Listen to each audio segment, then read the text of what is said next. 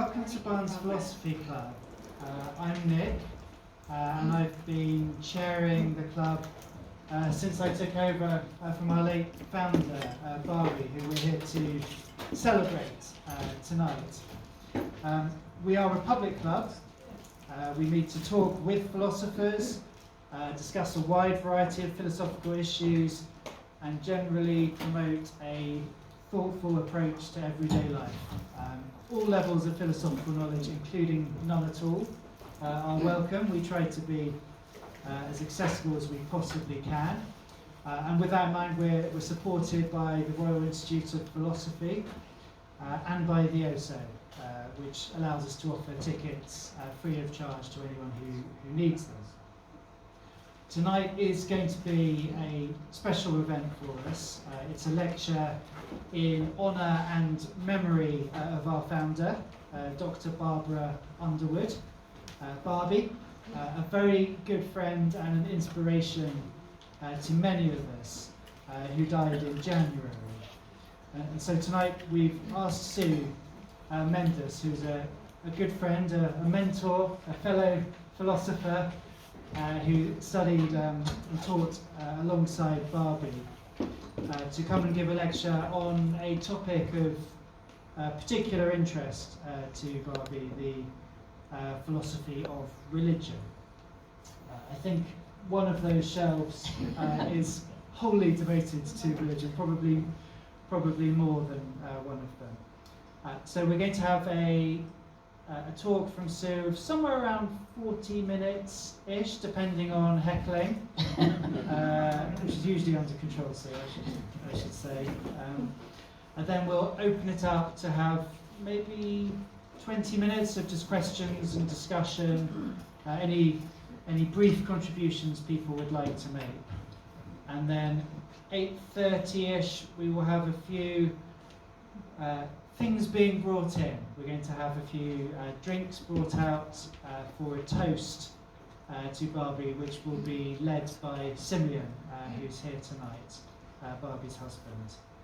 We're then going to have some canapes available and socialising, chatting, catching up with friends, intense philosophical inquiry. Could happen, through to 10 o'clock latest, at which point it's chucking out time and onto the pubs.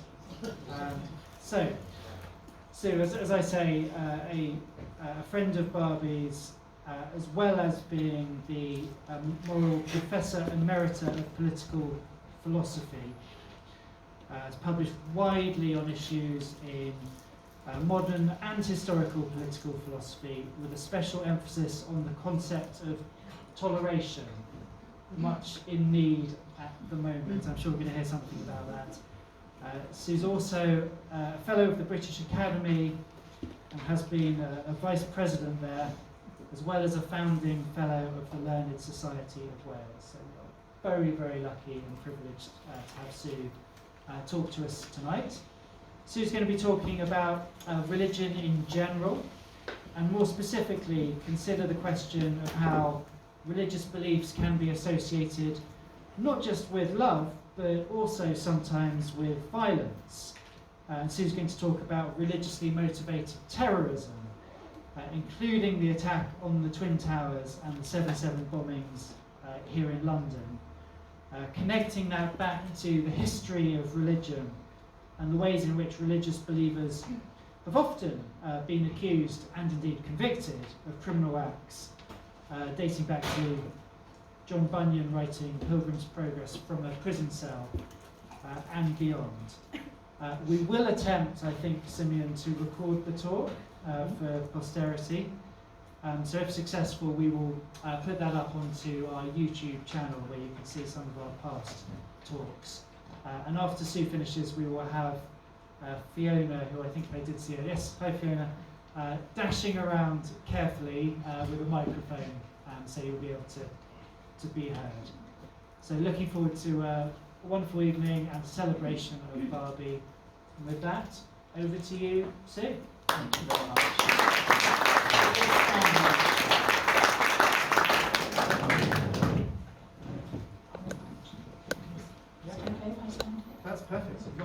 as well. I've got clear hair. So I'm not much taller standing up than I am sitting down, but it does, on a flat floor, it does help a bit. So, can you hear me? Is that's the... Yes. Okay, thank you. So, first of all, I would like to say it is genuinely a privilege and an honour to be invited to give this talk. I've known Simeon for many, many, many years, and Barbie for many years also, first at York, then when Simeon was at the LSE, and then here at the Barnes Philosophy Club, which I've visited. I've never been in this particular location before, but in pubs up and down Barnes over the years several times, and it's always been tremendous fun. I've always enjoyed it hugely, and I've been very pleased to be invited every time. So it is genuinely a particular honour for me to be invited to do this special lecture on this very special occasion. I know that there have been lots and lots and lots of tributes to Barbie, and I would like to make one more very personal one, which is this. A million years ago, I was a member of the Council of the Royal Institute of Philosophy, and it's part of the brief of the Royal Institute to evangelise. That's the Minster in York has as part of its brief to spread the gospel, and the Royal Institute has as part of its brief to spread the gospel of philosophy to the outside world. Well, it never happened. It just never happened. Once in a while, Martin Hollis would go, who was a fantastic ambassador for philosophy. He would go to a secondary school somewhere and talk to a few youths who were dragooned in by the headmaster. And once in a while, I would go somewhere in York, and a few young, hapless-looking girls would sit there, obviously bribed by the head teacher. But the whole idea, we did try, but the whole idea, the whole business of actually getting members of the public, as in the real world, engaged with philosophy and willing to do philosophy, wanting to do philosophy, was frankly hopeless. It just never happened at all. When I went out to these schools, I used to feel it was a bit like some sort of Victorian explorer, that you'd venture where nobody'd ever been before, you'd say a few words, you'd come home, and that'd be the end of it. And Barbie genuinely did change that. She changed that. Somehow, and I don't know how, she persuaded the RIP to fund this club, this philosophy club, many years back, and like Topsy, it growed. And now it's not just that this club thrives, it's also the case that philosophy is seen much more as something in which the public can engage, which everybody does think about, even if they aren't fully aware of it, that it's something that's interesting and engaging and even exciting. And so she genuinely did change the shape of our understanding of the discipline, not as something to be done by people in Oxford and Cambridge colleges, but as something to be done in the real world. And for that, she is owed tremendous thanks, and I hope she will receive those thanks. So that's just my starting point, and that's why it's one reason I was particularly pleased and honoured to be invited to give this talk. And what I'm going to do in this talk, and I promise you I won't go on forever because it does get boring. What I'm going to do in this talk is to address a question which is of great, I think it's of great pertinence now, and it was something which I know exercised Barbie for in a number of ways, and that is the question of how religion can be related to violence.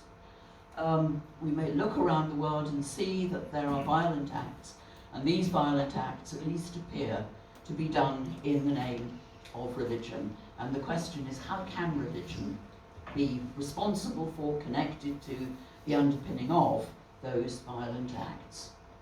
And do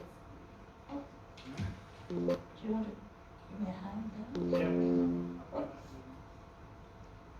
Good. Thank you very much. So I'm starting here, and this obviously is an image of the attack on the Twin Towers, 9/11, on the World Trade Center, and subsequently on the Pentagon. And in a book called Terror in the Mind of God, Mark Juergensmeyer, the philosopher Mark Juergensmeyer writes, this is a quotation, "Perhaps the first question that came to mind when televisions around the world displayed the extraordinary aerial assaults on the World Trade Center and the Pentagon on September the 11th, 2001, was why anyone would do such a thing. When it became clear that the perpetrators' motivations were couched in religious terms, the shock turned to anger. How could religion be related to such violent acts?" And that's the question that I want to address tonight. How can religion be related to these acts of supreme and spectacular violence? And Juergensmeyer, having raised that question, goes on to give not exactly an answer, but a foreshadowing of an answer. He says this: religion seems to be connected with violence virtually everywhere.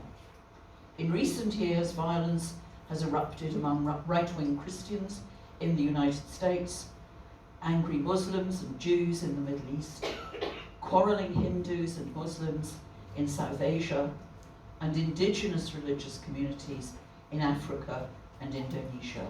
And he concludes, and it's an extraordinary expression, I think, there is a dark alliance between religion and violence. So the thought is, this is not, as it were, just a one-off or a do-off. There is an alliance, a dark alliance between religion and violence. And that's the central question of this talk. Is there really a dark alliance between religion and violence? I want to, and that is Juergensmeyer's suggestion. There is a connection between them, which is in some way or other systemic. It is, as the Marxists say, not an accident that religion and violence go hand in hand. So I want to address that question, but first of all I want to say, even if it is true, or point out that even if it is true that there is a dark alliance between religion and violence now, it was not ever thus. Oops. No. I wanted to go one. It wasn't a big ask. There it is. So, so this is just to take us back to Athens at the time of Plato, of Aristotle, of Pericles, of Socrates. And what's true, one shouldn't generalize, but to generalize, what's true of Athens at that time is that religion is very differently understood. There's no real connection between religion and violence, and religion is very differently understood from the way it's understood now. And so, I quote from John Rawls in Political Liberalism, when moral philosophy began, say with Socrates, ancient religion was a civic religion of social practice, civic festivals and public celebrations. Moreover, this civic religious culture was not based on a sacred work like the Bible or the Quran.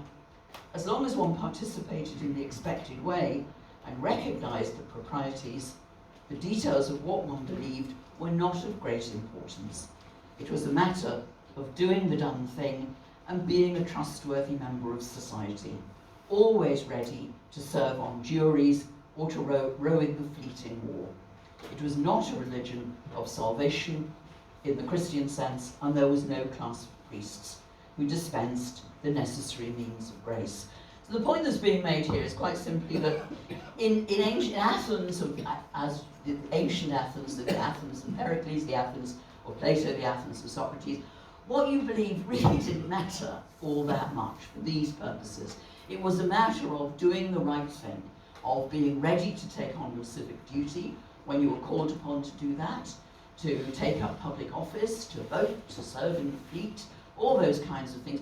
What you believed was really a matter of very, very little significance at all. And even allowing for the fact that that's a generalization and there will be exceptions, there will be other considerations. What's important here, I think, for ancient Athens, for this kind of understanding of religion, is that, and I'll press on this hard later, it's not a salvationist religion. It's not a form of religion which has a great book, and it's not a form of religion which insists that what you do or believe or think now will influence and affect your life in all eternity. And that's a crucial difference, it seems to me, between then and now. But all I want to say here is that if it's held that there is a dark alliance between religion and violence, in the first place, it wasn't always thus. It was not always the case that that alliance existed. That alliance exists, I'll come back to it in a moment, only when and only when salvationist understandings of religion arise. So that's the first thing. It wasn't always like thus. The second thing, and this is a very personal slide for me, if I can find it now. No. Oh, I'm so sorry. I'm proving it less. There it is. This is a very personal slide for me. This is the Omagh bombing in Northern Ireland on the 15th of August 1998. My husband was there. He was working in Omagh at the time, and because he worked for Rowntree, the chocolate people, and they got all their milk from Omagh, from the cows at Omagh. So when that happened, he was there. Mercifully, he was not right there. He was a long way from that particular place, but he was actually in Omagh at that time. I show that for this reason. Going back, I've said, look, if there is a dark alliance between religion and violence, it wasn't always that way. The ancient Greeks didn't think of it that way. So that's one point. But a second point is that lots of things, lots of alliances between religion and violence, turn out not to be alliances between religion and violence, after all. And it seems to me, and I'm prepared to back this up, that the Troubles in Northern Ireland are a case in point. That's presented as somehow religiously motivated. In general, it's not. I don't think it is religiously motivated. Those particular troubles were political troubles, or so it seems to me. And there's a large amount of violence which is not, and terrorism, which is not religiously motivated. Indeed, until the late 20th century, there was very little religiously motivated violence at all. And Bruce Hoffman of the Rand Corporation writes, whilst religion and terrorism share a long history, until the 1990s, this particular variant had been largely overshadowed by ethnic, nationalist, separatist, or ideologically motivated terrorism. Indeed, none of the terrorist groups active in 1968 could be classified as religious.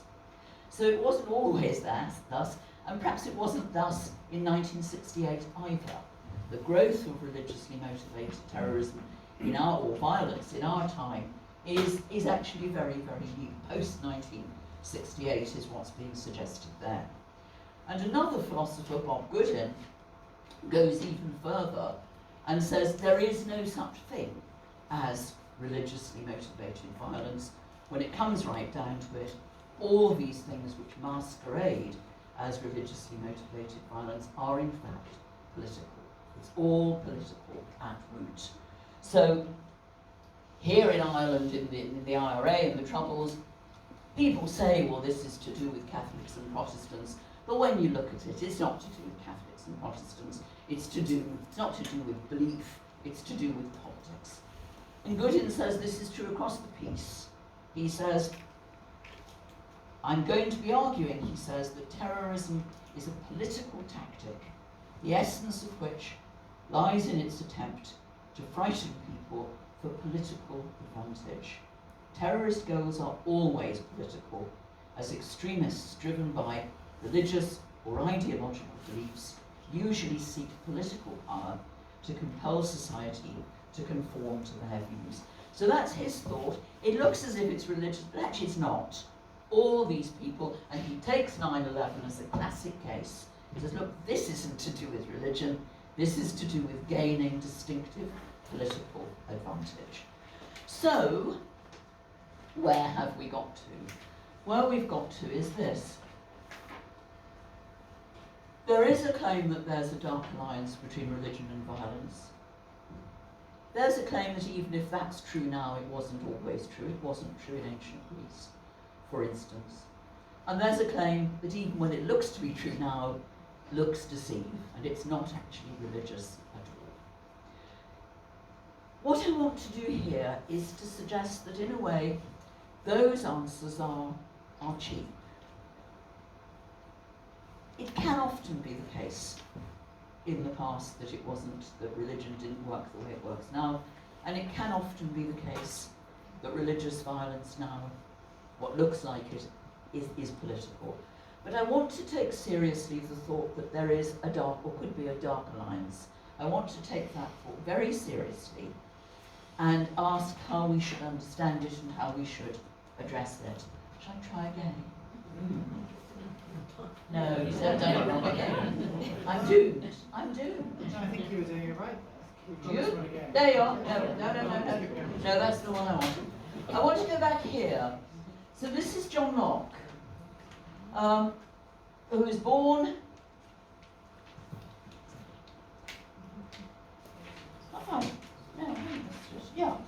Born in 1632 and died in 1704. And what I want to suggest is that Locke's understanding of religion, of religious violence, of religious persecution, and of toleration arise from a world, 17th century England, which is very much like the world that we inhabit now. So I want to say, you can't learn all the lessons of history as it were, but I do want to say the world of the ancient Greeks is very different from our world in this respect. Locke's world was not very different from our world in this respect. Locke understood about religious violence. He knew what its nature was, and he knew how ubiquitous it was. And out of that ferment of religious violence and religious persecution, he delivered a theory of toleration which I think is really one of the best, even now. It's the first principled defense of toleration to hit the philosophical newsstands, and it's not right, but it's worth a thought. It's worth a thought. So here's Locke. And before saying what his views about religious violence are, it's maybe worth pausing to think about the context in which he wrote and about the way in which he wrote. So he lived in a world that was characterized by extensive political violence. He was himself a religious dissenter, which is to say he believed in the power of democracy, and he believed that the monarch should not have absolute control or rule. Having those beliefs in the 17th century in England we often talk as if having those dissenting beliefs in England in the 17th century, 18th century, 19th century was a sort of disability. It wasn't, it was deadly. It was absolutely deadly. Your life was threatened if you had those kinds of non-conformist, unconventional, dissenting beliefs. And that was Locke's position. And I just give a few dates now, and then I'll make the philosophical claim. 1675, 1679, 1681. were all years in which there were attempts to pass a toleration bill through Parliament. They all failed. Everyone failed. And following the failure in 1681, dissenters like Locke, radical dissenters, engaged in armed revolt and engaged in what was alleged to be an attempt to assassinate the king, an attempt for which Algernon Sidney was hanged, and Locke himself escaped to the Netherlands, where he lived in hiding. I'll say it again a bit later, but just for now, Locke went, after this failed attempt to get a Toleration Act, tolerating him and other dissenters, Locke fled to the Netherlands, where he wrote the letter on toleration. He wrote it in Latin, he wrote it anonymously, and he was afraid to come back to England with it for fear that he would die. So the stakes are really, really high here. It's not just that you had a slightly awkward life. He is afraid to put his name to things. And Tully, the political philosopher Jim Tully, writes, it's that persecution, that loss of friends, that Locke writes about in the letter concerning toleration with an intensity of moral conviction and moral outrage unparalleled in Western political theory. So Locke is a man who is persecuted because of his religious belief. He sees his friends and his allies not just persecuted but killed because of their religious beliefs, and he asks himself, he asks now, as Jürgens Meyer asked, he asks then as Jürgens Meyer asked now, why is there this dark alliance between religion and violence? Why does it spark such persecution? And how can we put an end to it? How can it be stopped? And just to I might try again. Oh, I really am special needs here. I'm so sorry. Come on, Nick. There you go. This is an engraving which depicts the execution of Thomas Armstrong at Tyburn. He's convicted of involvement in the Rye House plot, which was a plot to assassinate the king. And whatever Goodin says about how all religious dispute is really political dispute, seems to me this is not political dispute here. This looks very much like the persecution and killing of someone because of their religious beliefs. That's the way it seems. So where, in a sense, whereas Goodin wants to say all the religious stuff devolves into political, I want to say no, all the political, in a sense, devolves into religion. What's going on here, of course there are political implications, but they are religious. They're religious problems. So, if that's the problem, and it is the problem, what's the solution? Right, okay, I'm under pressure. Right. Well, that's you can do it. I This is the Epistle of Toleration. This is Locke's letter on toleration. And as I said, he's terrified. It's true he was also slightly paranoid, but he had reasons to be paranoid. It's like this: if you have a persecution complex, it can actually be because people are persecuting you. And this was the case with Locke. He was scared about his religious beliefs and about the spreading of those religious beliefs. And that's why he ends up in the Netherlands. So he sees the problem on a daily basis very, very, very clearly. He sees how religion bubbles up into violence, and he now sees also the solution to that problem. He has an answer to this problem, and his answer is this. He says, I esteem it above all things necessary to distinguish the business of civil government from that of religion, and to settle the just bounds that lie between the one and the other. If this be not done, there can be no end put to the controversies that will be always arising between those that have, or at least pretend to have, on the one side, a concernment for the interests of men's souls, and on the other side, a care of the Commonwealth. So Locke says, look, why do we get all this trouble, persecution? So we get it because there is a confusion, a muddling up of earthly things and heavenly things, political things and religious things. And what really has to happen, I'm not even trying anymore. Yeah, I'm leaving it. Well, yes, I'm leaving it. I know my limits. What has to happen is that this confusion of earthly things and heavenly things, of politics and religion, must stop.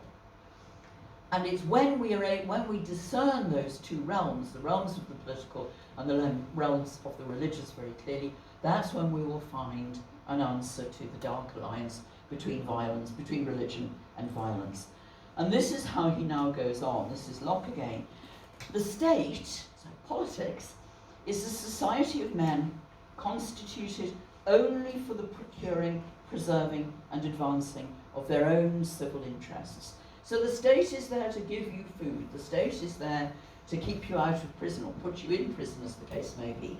The state is there to make arrangements for the physical character of our lives, broadly speaking.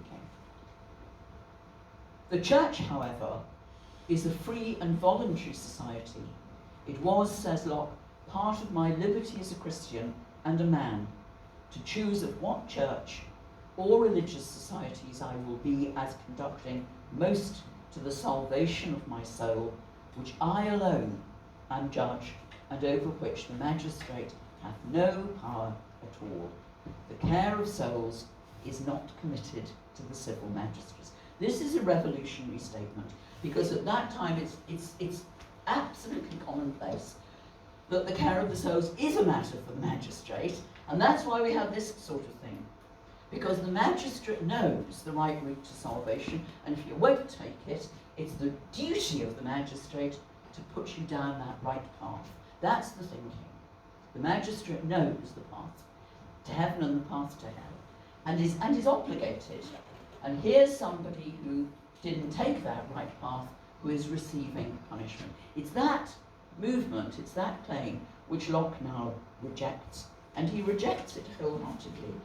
He's claiming now, and he's claiming from within the Christian religion itself, that there is a distinction between politics and religion, that the jurisdiction of the magistrate of the politician is limited, and that we must, and we can see this from within the Bible, within the New Testament, where we are urged to render unto Caesar the things that are Caesar's, and unto God the things that are God. This is what Locke is now urging, that distinction, and the importance of keeping those apart, and of recognizing that people cannot be brought. It's not the job of the magistrate to try to convert people to the right path. And he also goes on to claim implausibly, in my view, that actually the magistrate can't. He can't alter people's views. I think if you torture people enough, they will change their mind. But you know, let that rest. We can perhaps discuss that later. But one of the expressions he uses, I throw it out now because it's one of my favourite expressions in Locke. Locke says that it's not the job of the magistrate to try to convert you, to put you on the right path. That's for you to do for yourself. And moreover, if the magistrate tries to do that, it won't, and you are converted, it won't be the right kind of conversion. And Locke says, God loveth adverbs, and cares not how good but how well. God doesn't care what answer you come to. God cares about how hard you've tried, how well you fought, how diligently you endeavoured. And that, I think, it's whether you believe it or not, it's a hugely poetic statement. God loveth adverbs.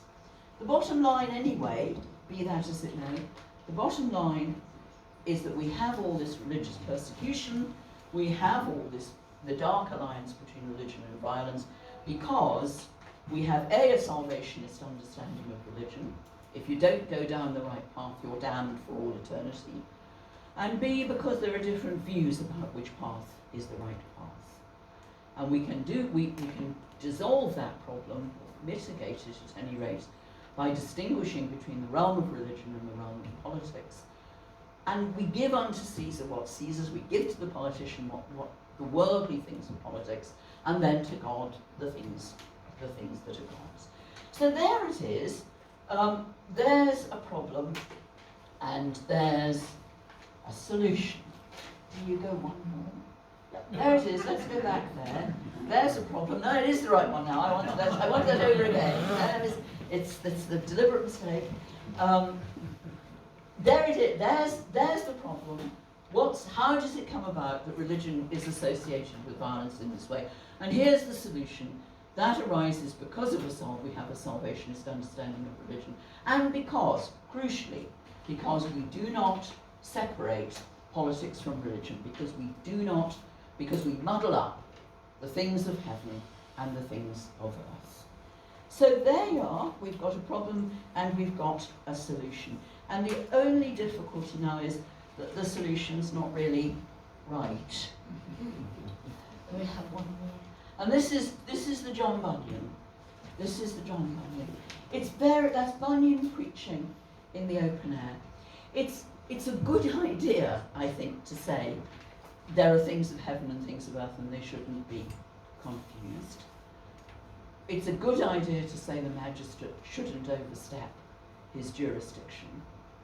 It's a good idea to say salvation is a matter for God and not a matter for politics. All of that is right.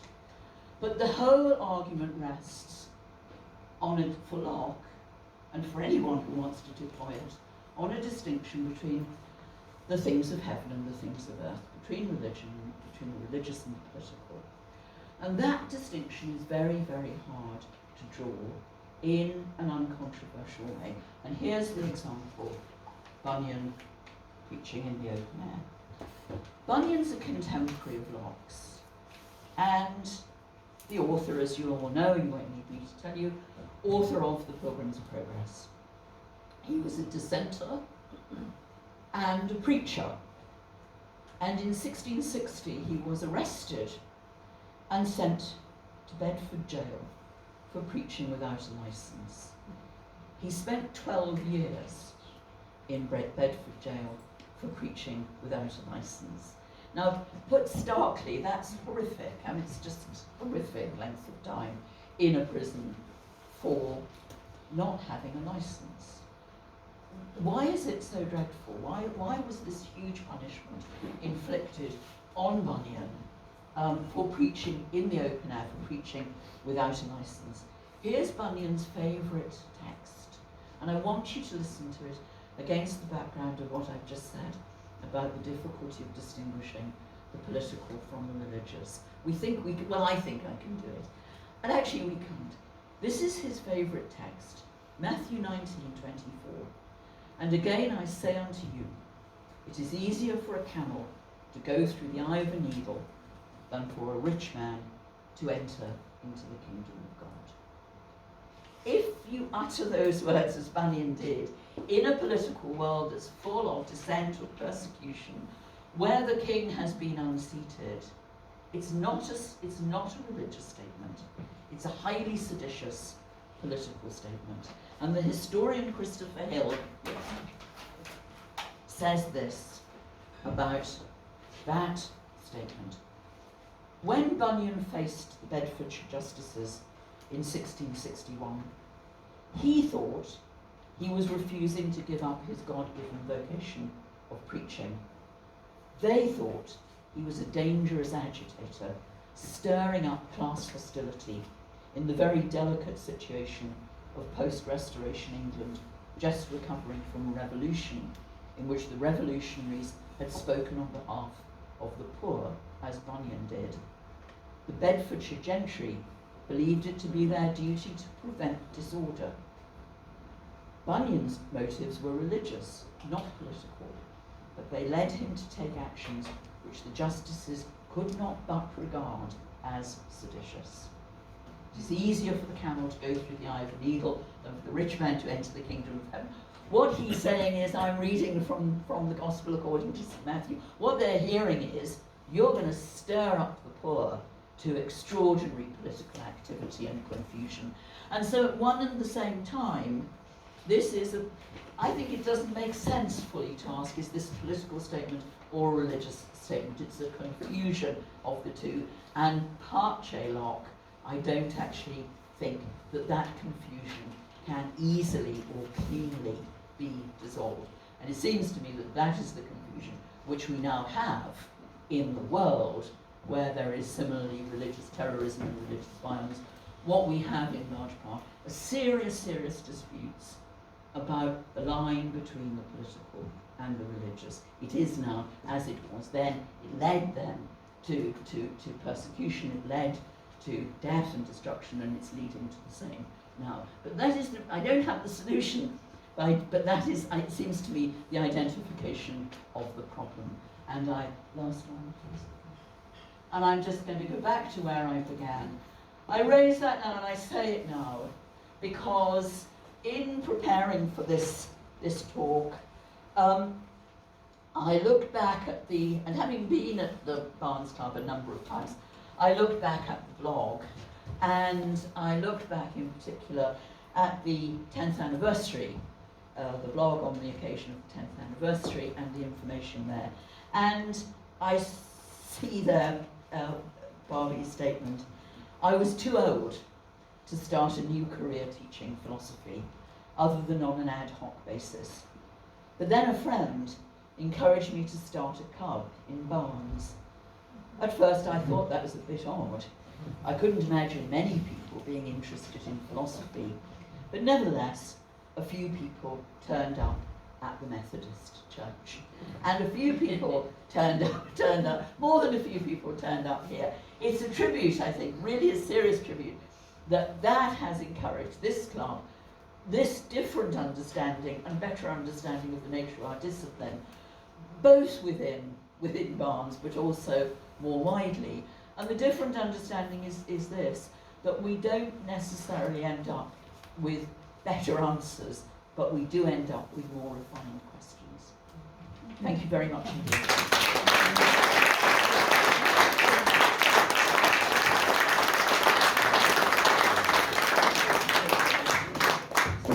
Thank you so much, Sue. Let me help you With all this. And we will open it up before we have a toast and hear from Simeon to contributions and questions from the audience. We do have a microphone here, which I think is now on. So Fiona, if you would like to come and collect that. Oh, you've got your own. Brilliant. For the spare. One she made earlier. Fantastic. And if you do have a question, would like to say something, please put up your hand, and Fiona will come round. And while we wait for you to think of a couple of things, I wanted to pick up a couple of points that you made. So you talked about ancient Greece and how religion was, I suppose, a private thing in the sense that you could believe whatever you wanted, because religious beliefs were a private thing, as long as you participated in the social customs. And obviously one of the most famous episodes in the history of philosophy is Socrates, yes, and his being put to death for corrupting the youth of Athens, and generally being annoying. Yep. At least one of those things are hard to argue with. But to what extent do you think you can even separate those two things, the religious beliefs versus the participation in the life of society in the proper way? Because surely he had the wrong beliefs, but that, well, in the view of the state, he had the wrong beliefs, and that caused him to do the wrong things in terms of the life of Athens. I think the really crucial difference comes when religion becomes salvationist. That seems to me that's the crucial difference.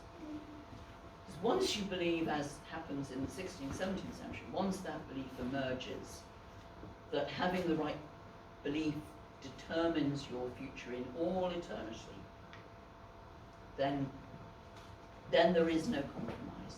So I think that is the crucial thing. But to answer your question more directly, I think in a way in ancient Greece as described, we're really talking about good manners and etiquette and proper behaviour, rather than what we now think of as religious conviction. Because now, for the 17th century, for us now, what matters is what you believe.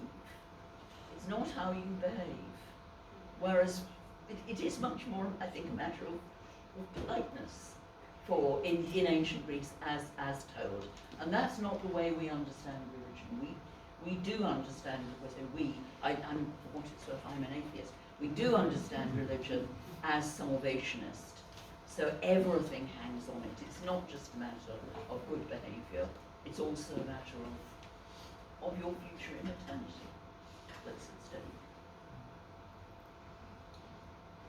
You also, I think, to my mind anyway, very, very successfully linked religion and politics. And you said that it's impossible to keep the two things completely separated. The religious motivates the political, and there is politics in religions. But then, how do you get from there to there inevitably being violence? Because could you not have a religion whose political principles were tolerance? And then you talked about, in the one sense, on the one side, terrorism, where people's religious beliefs cause them to commit violence against others in the state. But you also talked about state violence against religious people. But here's the question, really, isn't it? Here's the root question about toleration across the ages. If I believe that if religion is important to me, and I have a salvationist view, if I don't, and I believe that you are behaving in a way that is wrong, and that will lead you to be damned in hell, why should I put up with that? Let me rephrase it. Why should I allow you to carry on this path of utter destruction? So people do, of course, talk about non-violent religions and so on. And the New Testament is full of that, of loving one another and so on. But the point at which people start to believe things, do things, which are endangering their immortal souls, now there's a question, why is it some sort of virtue to let you do that? I know that's is it making sense to people? I'm not clear that there is an answer a clean answer to that. And that's why toleration is a very difficult virtue. We think of it as a virtue, but it's a very difficult virtue because it involves allowing you to do what I believe to be wrong.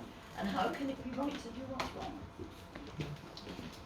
I'm looking at it from a rational point of view, which may not be the relevant point of view here, but if you believe that someone's going to be punished eternally for having the wrong beliefs, yes.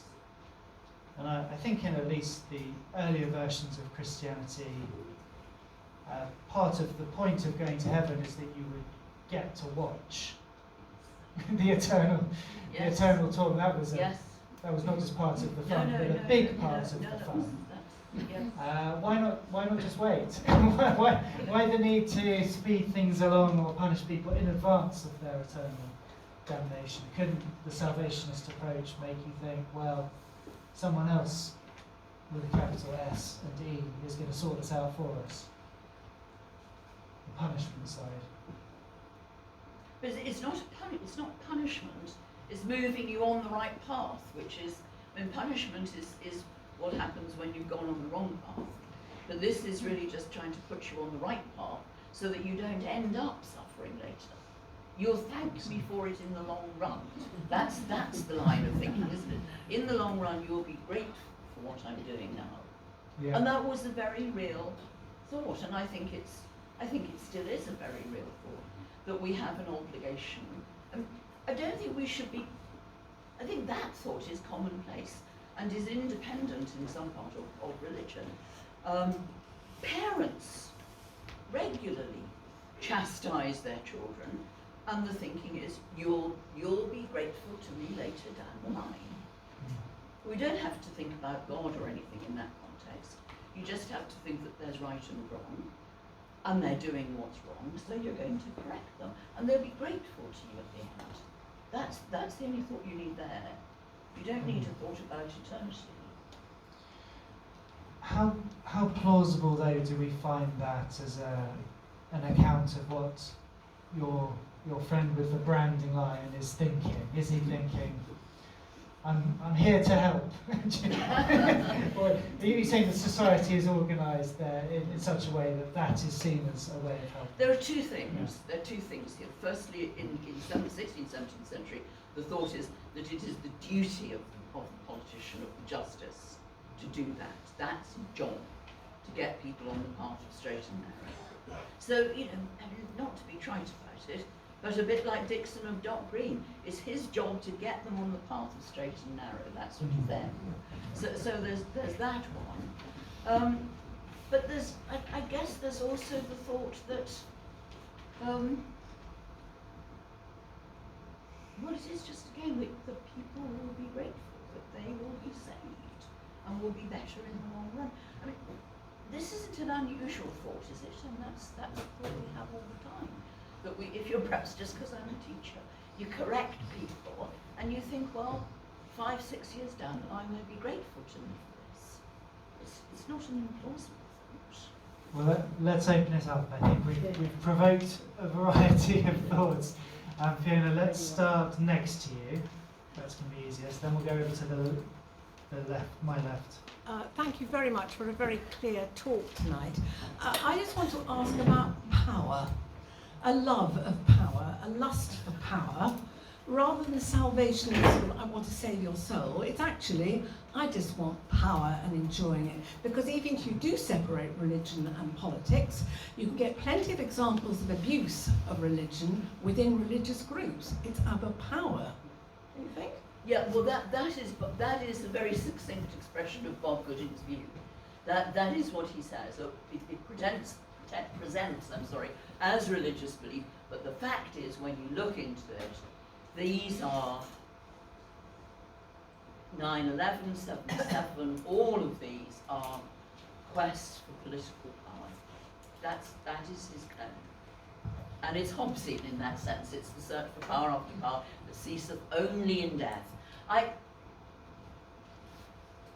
think there's a lot of it about. I don't think it's a full and complete explanation of. I don't think all religious believers are acting on that motivation, though I concede absolutely. No, but I don't mean just political power, just power over another individual. I see. I see. Okay. I'm not meaning political. I see. Okay. So it's not the power of the state. You're thinking. So can you give me an example? It's. I mean, does it? I'm struggling to think about individuals' motivation. Does that? Well, just simply abuse. I mean, there can be abuse. So nobody's denying that there can be abuse.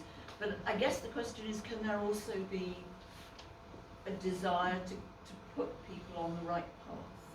And I agree entirely that can and indeed has. That can be a rationalisation of power. Well, it could be. Well, I wouldn't put it quite that way. I think one can leach into the other. But I'm reluctant to concede that the one is a rationalisation for the other always. Always. And that would. I guess you need to be a psychiatrist to think this through fully. But I'm not sure that structurally it needs to be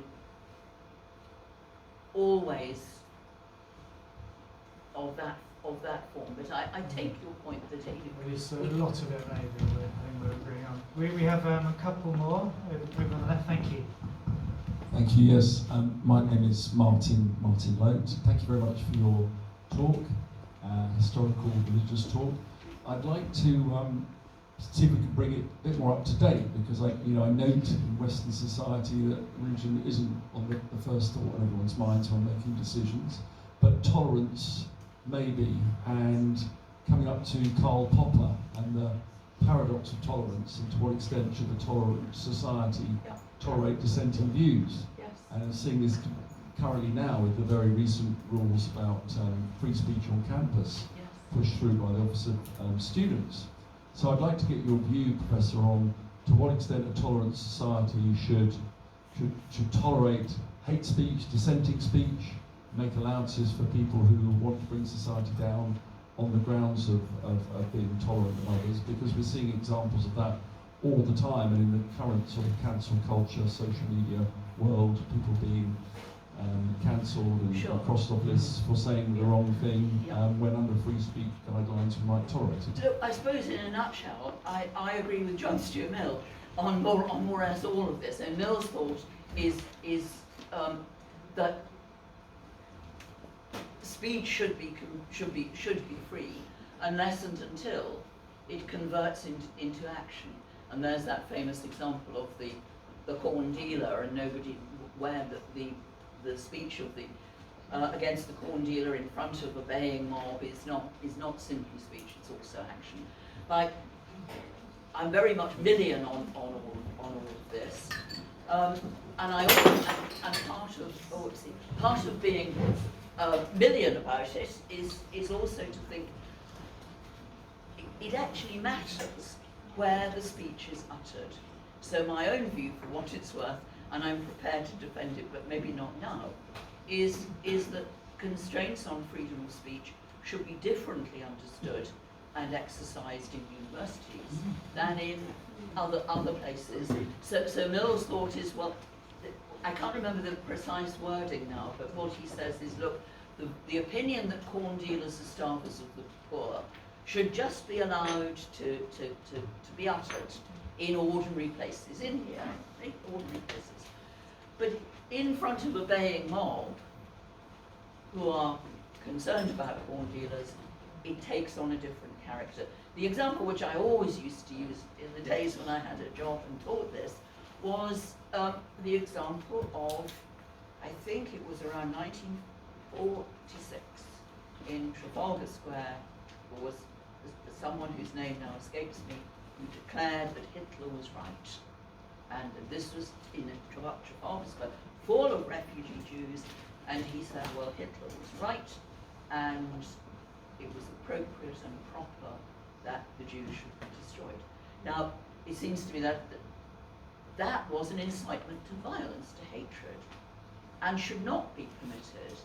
But if he wants to express that thought, as it were, in a different way, in a paper in the Royal Institute of Philosophy, that's another matter.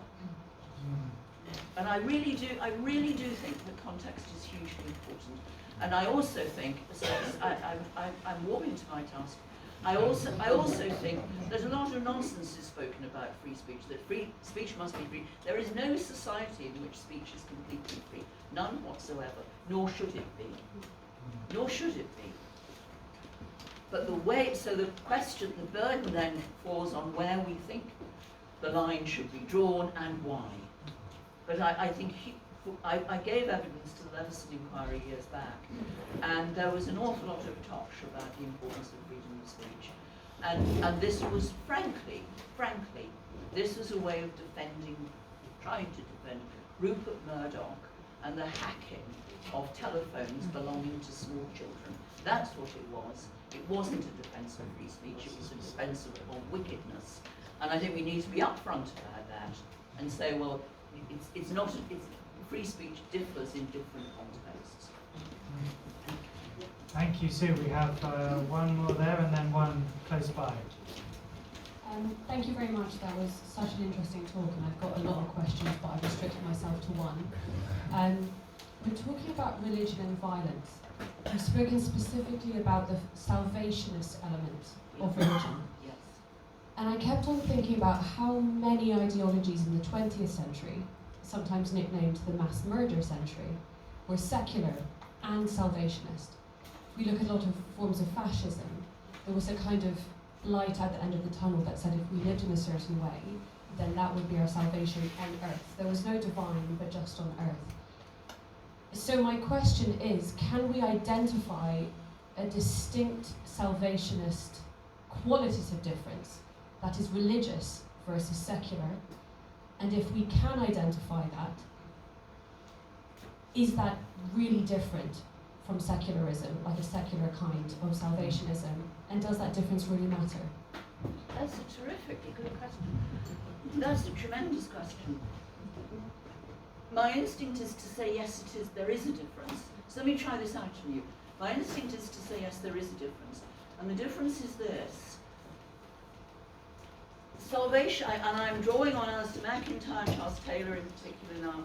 Salvationist understandings of religion see our conception of what is right as coming from somewhere outside of us.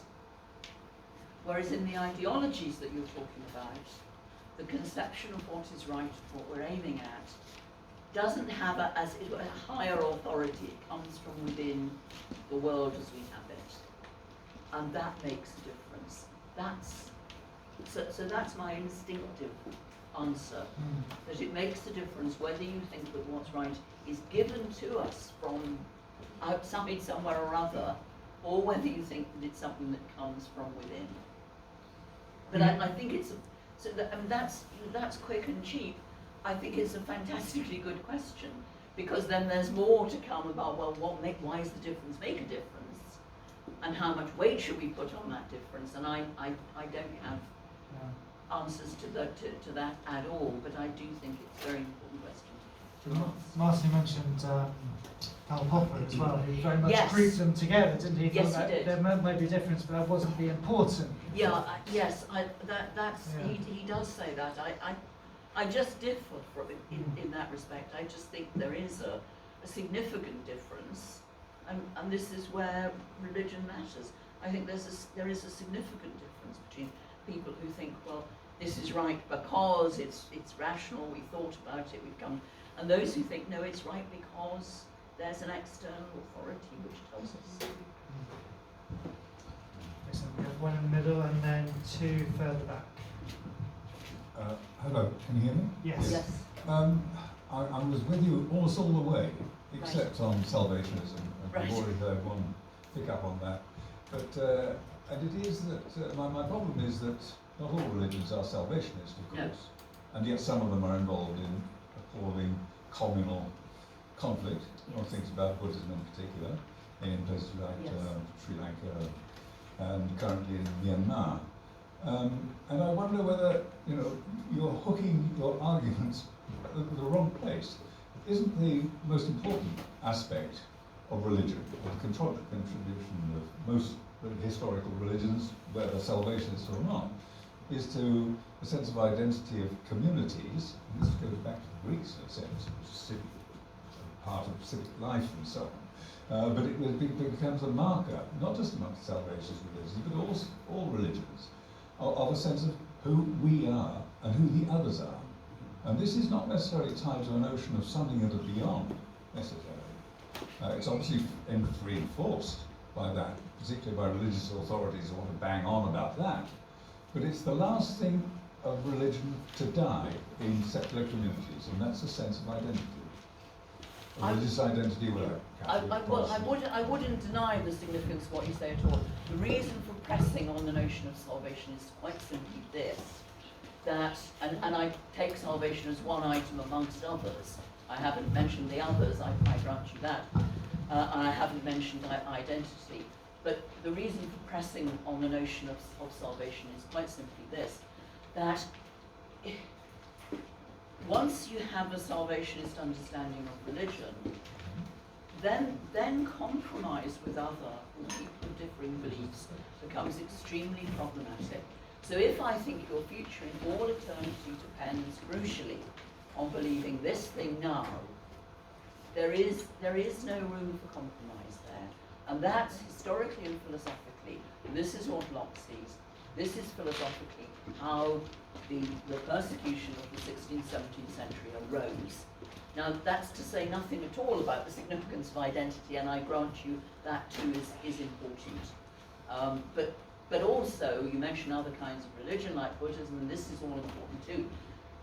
But what Locke is trying to do is structurally to find a reason from inside each religion for tolerating. And it would be a different argument from within Buddhism, with which he is not dealing.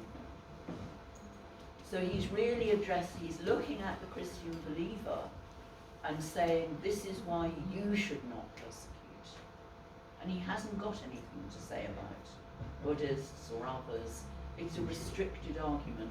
And I actually think it's none the worse for that, because its structure is the structure that looks on the inside.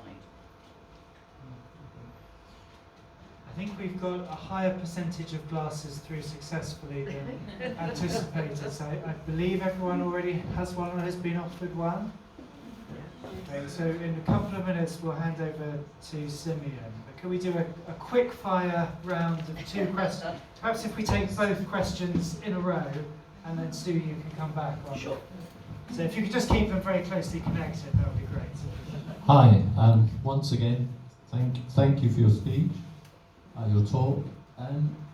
I'd like to pick up on the way that the conversation has gone with the last 2 questions. And surely one of the defining aspects of religion is certainty. And at that point, it crosses over, and secular, powerful secular arguments like communism and fascism embrace that same certainty. And it seems to me that the real issue that we're dealing with here is the place of certainty versus the place of doubt, which must be enshrined in science and democracy. In fact, it's almost the defining aspect of science is that we start with doubt, and that democracy picks up on that. And that if we buy into science and democracy, we necessarily let go of those kind of certainties which drive people to violence and intolerance. Thank you. Thank you very much. We'll take the other question. You have a supporter in Robin, as well as Bertrand Russell. That's the important thing. That's right. Yeah. Yes. Final one for now. Thanks very much. I was going to ask about Locke, but it suddenly occurred to me that one thing that hasn't been mentioned is something very much in the news now, and that is Iran and the theocratic regime there. Now, I don't want to sound like a conspiracist, and I'm sure there's a lot of nuanced things to say about this, but certainly there has been a line of argument to the effect that at least some of the Iranian Ayatollahs do very literally believe in their version of Islam, that the 12th Imam, or is it the Mahdi, I forget which, has literally been in hiding for 1500 years and will return, as has been prophesied by their prophets. And that therefore it's actually a good thing, in theory at least, to start a nuclear war, or could be, because it's going to bring in the apocalypse. It's all as predicted. Now, if people do have those beliefs, and I can't deny they do, they may literally think that, what do we see? Do we try to argue with them? Do we just try to stamp them out? Where are we left? Because we're in a very Lockean type situation with this, but with nuclear weapons. So in summary, Sue, Well, yes, how do we sort out Iran? yes, how do we Was Bertrand Russell right? Yes, Just give us 1 minute on that. Yes, I'll do my best. Okay. On the matter of certainty, I want to dissent a bit, because I think the question is not so much about certainty, but about how people arrive at that certainty. And Locke's view is, and I think it's an important view for toleration, is that what matters is not that you have the right answer so much, as that you come at it in the right way, that you've arrived at this by the right method. And so to try to segue into that second question, I think that the hope, if there is hope, lies in the possibility of trying to persuade people that it's not they don't so much need the truth on their side, but they need to be able to explain how they came by that truth. And that's a way of engaging with other people, is to say, not to say, this is the truth and you can take it or you can take it from me, but to say, these are the truth, these are the reasons that might lead us to this sort of conclusion. The adverbs. The adverbs. It is God love with adverbs. God wants, this is the thought, as I say, I'm an atheist, so it doesn't, it's not my word, but it is God love with adverbs. And God wants us to try hard and is not so interested in certainty and the right answer. I think if you can persuade people that certainty isn't, as it were, the be-all and end-all, that's a big step towards toleration. And it comes in Cromwell also. I beseech you in the bowels of Christ, think it possible, you might be wrong. Thank you very much, Sue. Well, I think Lisa and team have done an amazing job getting around the glasses. So can I ask Simeon to say a couple of words and raise a toast for us?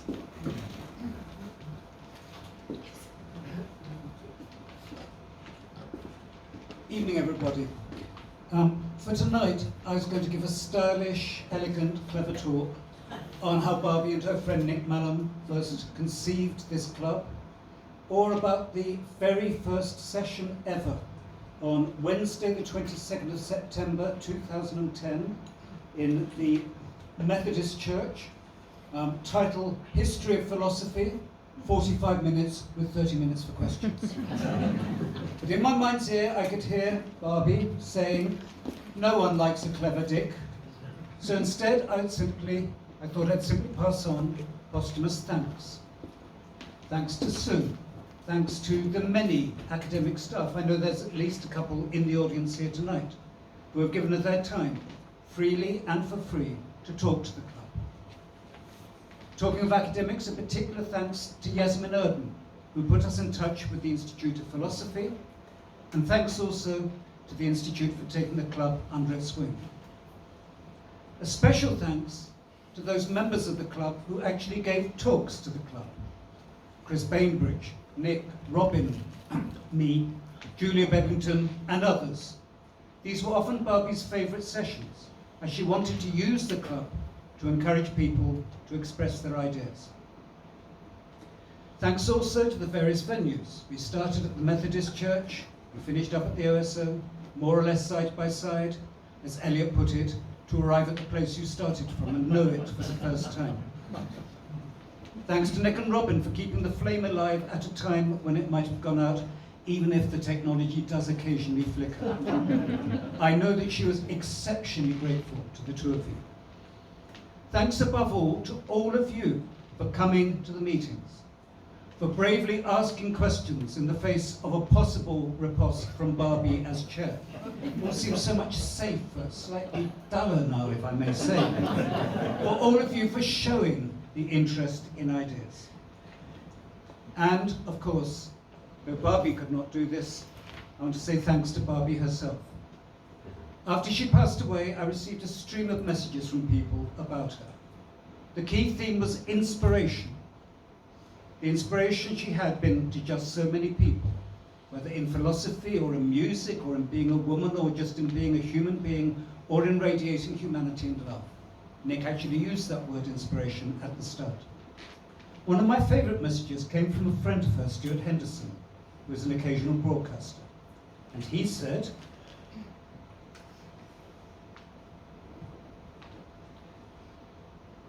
her courage and tenacity, life celebration, humour and glee, empathy and childlike curiosity were and still are some of her many more outstanding characteristics. I take comfort in the thought that Barbie has already started a philosophy club for the Seraphim in the saloon bar of the Heavenlies. First discussion, do wings bend when you sit down? I give you all Barbara Underwood, founder of this club and inspiration.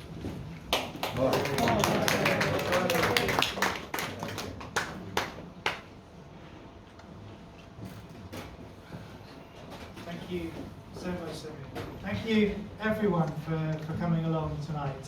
We would employ you to stay and continue the discussion. We'll wander around and have a chat with all of you. And we will also have some canapes circulating in here, generally everywhere. So please do mill around and have a chat. We are allowed 2 months off for good behaviour in the summer, so well done everyone on your behaviour tonight, exemplary as always. And we're going to regroup 23rd of September to start a new season on actually a subject we danced around nimbly tonight, the history of the philosophy of politics, and we're going to be talking about political thinkers and political philosophers from Marx to Machiavelli and from the 16th century to now. So we'll cram all of that in. Do join us on our Facebook page if you're that way inclined, and we can let you know as early as possible about the talks. I would like to say thanks as well to Sue for a wonderful talk and discussion tonight. Thank you so much.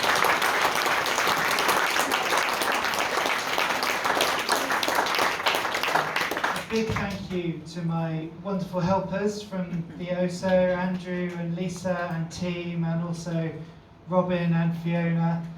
Thank you so much for everything you've done to keep the club going, but most of all, as we heard, thanks to you all for being part of it. It's a real privilege to organise these things and to have such wonderful discussions, which we couldn't do without you and couldn't have started without Barbie. So thanks everyone.